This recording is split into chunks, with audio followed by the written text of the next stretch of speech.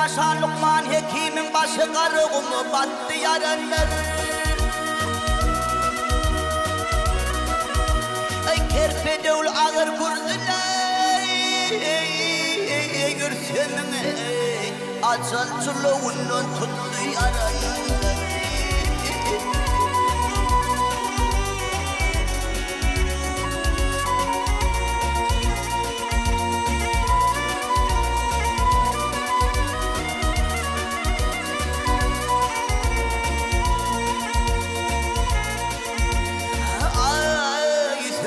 Rüya kumyanına Keyvüzü bağrımda derdim sanınla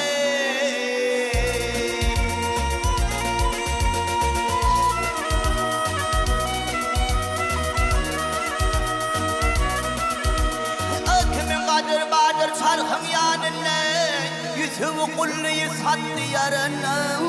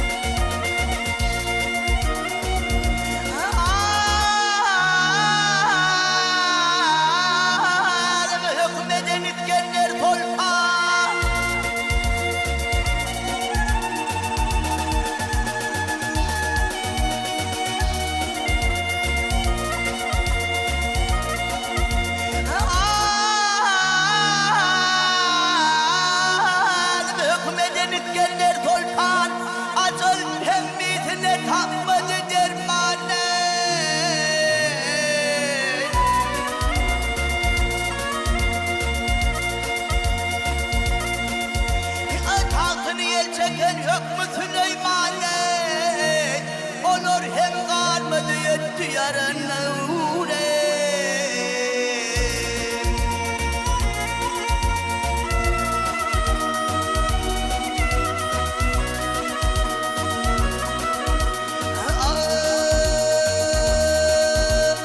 Maktumul aydır kapıl oturman Kılçı şirin sana kaygı batırma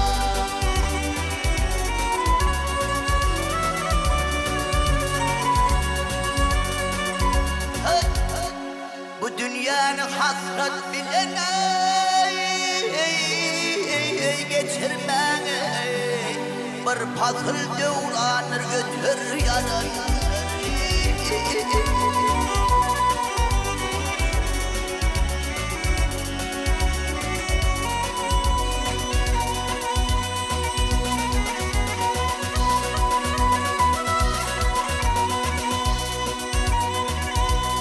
Yarınları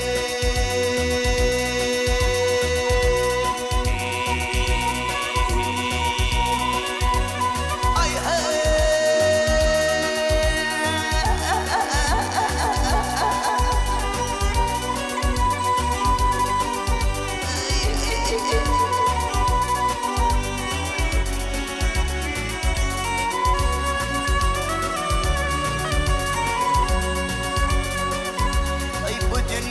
hasret bilene geçirmene Ay bir pasıl devranır götür yarın